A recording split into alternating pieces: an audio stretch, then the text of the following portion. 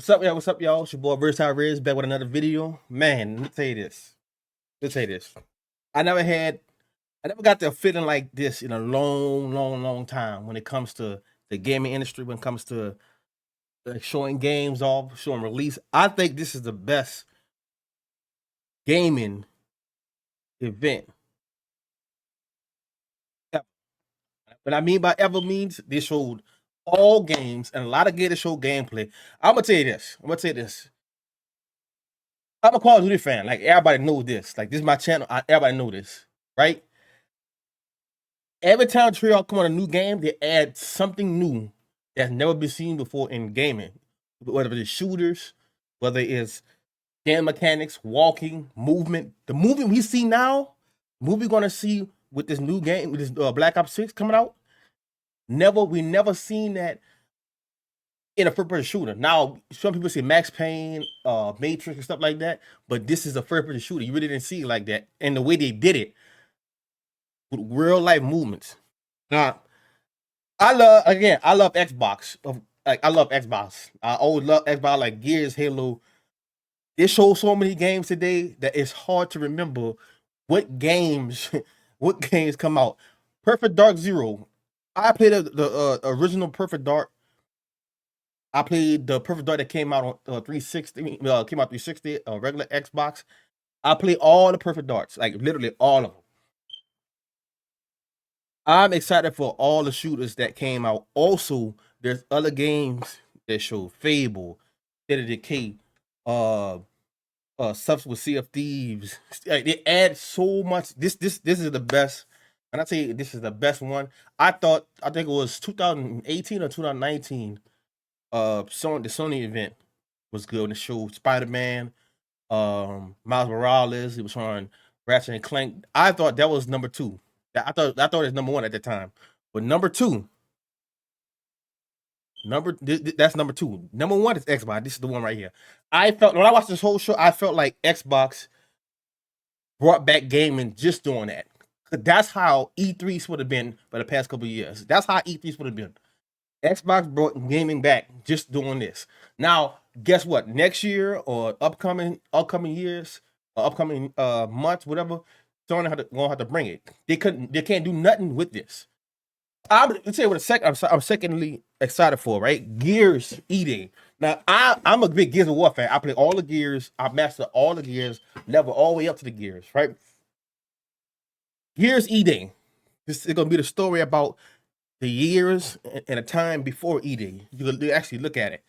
They had Dom. You seen Dom. You seen a young Marcus Phoenix. I'm not surprised. I wouldn't be surprised they're gonna show because Dom, not Dom, Marcus, he got a cut in his face. When he played the first gear, he got a cut in his face because he had to fight some dogs while he was in prison. So I wonder, is it gonna show his origin story up to this time? Now, maybe it did not. I don't think they're gonna reboot the game, start all over again. I think it's gonna because they didn't really touch the beginning of Gears. It just started with Marcus Phoenix is in prison.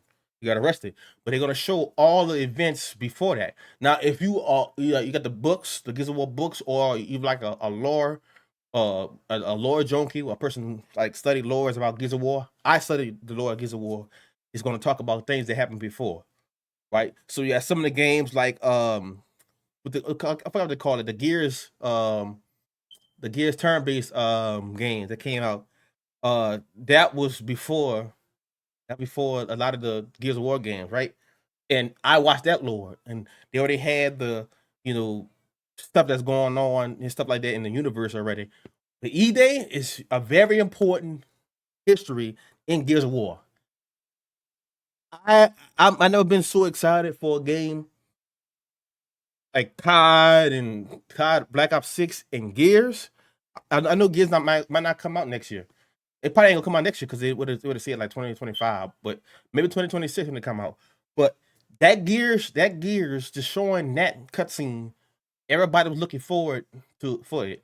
Now I think people was thinking it's gonna be a new Gears of War, as in like continue the saga or continue the story of what happened to Gears 5, right? A lot of people thought that. No, maybe it's for down the line years to go because I guess they're trying to figure out what they're gonna do with what they're gonna do because the Gears 5 ending was kind of like iffy. If you haven't played, I'm not gonna spoil it, but E-Day is very important to the lore of Gears because it's gonna tell you what happened before, was it kind of the Pendulum War or whatever? Like the two factions was that war with each other, stuff like that. That's probably what's gonna go off of, right? This is gonna be real good for gaming. There are so many games coming to Game Pass. COD is coming to Game Pass, but here's my thing. I won't play COD on Game Pass simply because when I play COD, I play with a PlayStation controller. So I might get it on battle.net, just pay for it and buy it on battle.net. Or if I want to, I have like an Xbox stuff controller, stuff like that. I got the Elite Series 2, stuff like that. But I won't be playing it. I won't be playing it on Game Pass. I might play it on Game Pass just to see it. But I know if you play it on Game Pass, you cannot use no PlayStation controller. You're gonna use the Xbox controller. But it shows so many games, bro. It showed the COD, the new movement, Gears. Man, it just man, this is the best show right here. 10 out of 10. It's the best. It's the best gaming show ever. I'm sorry, and I'm not the type of dude to say this is like the best gaming show ever, or whatever. I'm not the type of dude, but this is it right here. This is what we needed. This is what we needed in this is what we needed in the game industry, right? They didn't like before this. It was so boring. Summer Gaming Fest, State of Play, all that was kind of like boring. It didn't have that many the hit factor. It didn't have that like feel like I'm young again because this event Xbox Showcase made me feel like a child again. It made me feel like I was a kid again watching all the events, all the E3s. This is what we needed right here. Like and this is like Xbox showed people this. This is why people are gonna buy the new Xboxes because it showed new Xboxes, a digital version of all the Xbox version. You got that black and green, the all white, the robot white. You're gonna see you'll see Xbox console sales go up just because of this. This is because of this showcase. Just because of showcase. And then this is the first Call of Duty that's going to come on Game Pass. That's going to boost Game Pass up. Just going to have more people playing it and stuff like that. So Microsoft got a hand dipped in this. You got the hand dipped in this. You got uh Frostpunk 2, as you can see at the bottom. Frostpunk 2. You got the Black Ops coming out October 25th. I'm playing it. They show Doom, bro. They literally show Doom.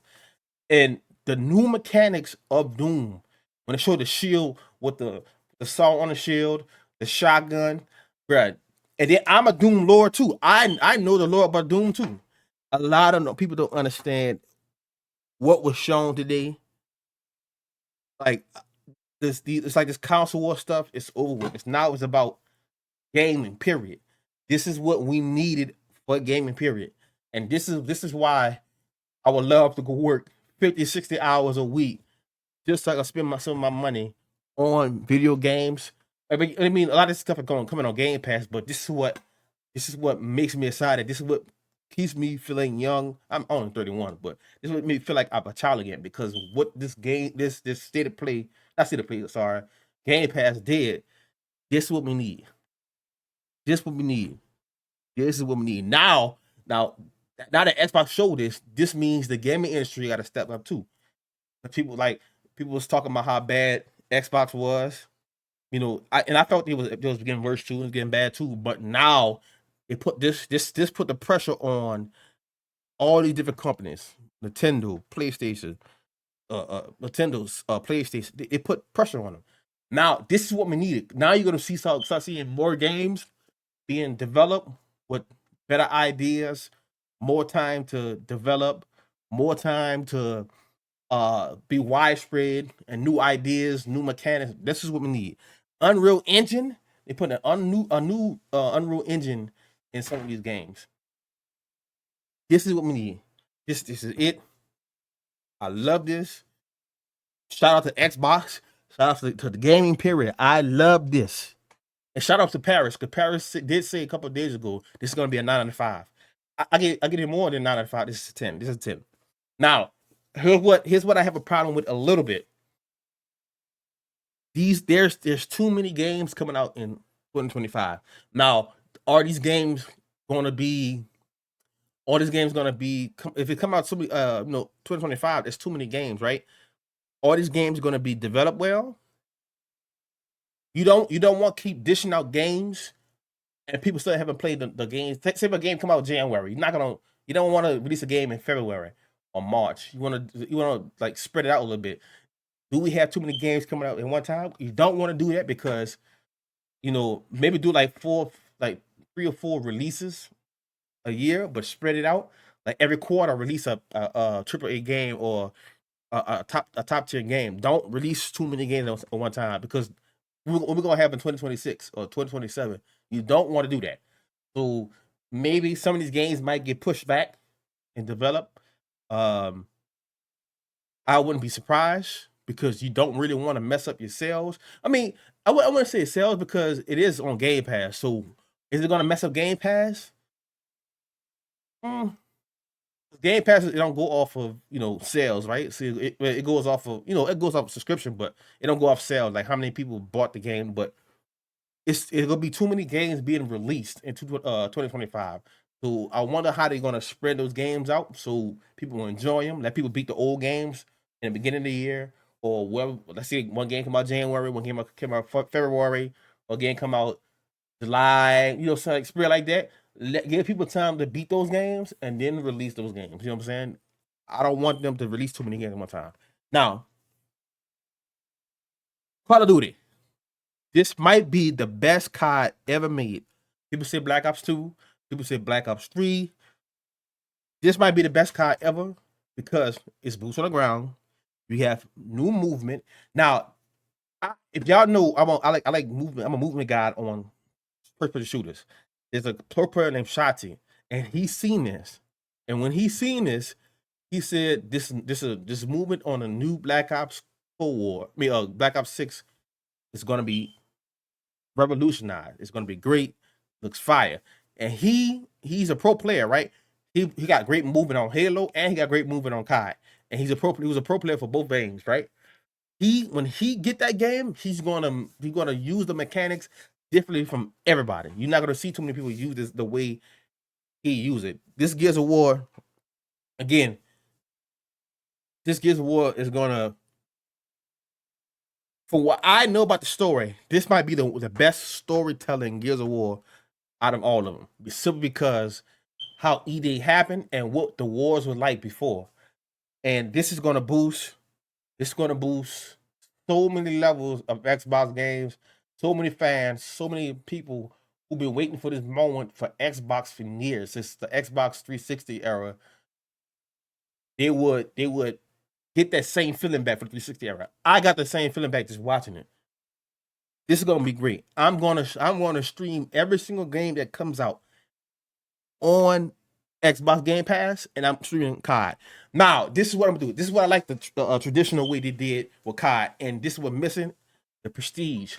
Back then when they had Prestige, I used to do the Prestige race, which means, I try to see how fast I could get to the highest Prestige in a day or a weekend because it's coming out on Friday. The 25th is a Friday, right?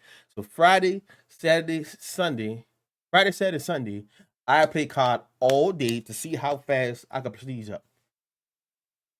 This the traditional right here, and also, if also a lot of people don't remember. Well, I think I got videos on my YouTube. I used to me and my friends used to play Alcaraz on Black Ops 2. Was it Black Ops 2 with zombies, right? And we used to figure out the puzzles and pieces to advance in the game. They bringing it back traditional zombies. This what people wanted for years, not the other stuff like that's been coming out. This going to revolutionize again our zombies. Now, this is the way that Black Ops been I think development for what 4 years. This is why we need to have our COD games lasted longer than 2 years because now they could fix and they could sit there and take their time into developing these games that are coming out every 2 years or every year. They gotta fix that. They gotta fix that. I'd rather have them take 4 years to develop a game than to do it for 2 years just because we need it. Like Black Ops 4 should be here for 2 years.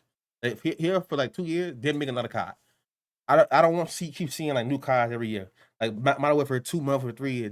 I don't like that those two engines. It's not even the engines, it's the way the game plays. I don't like that like that.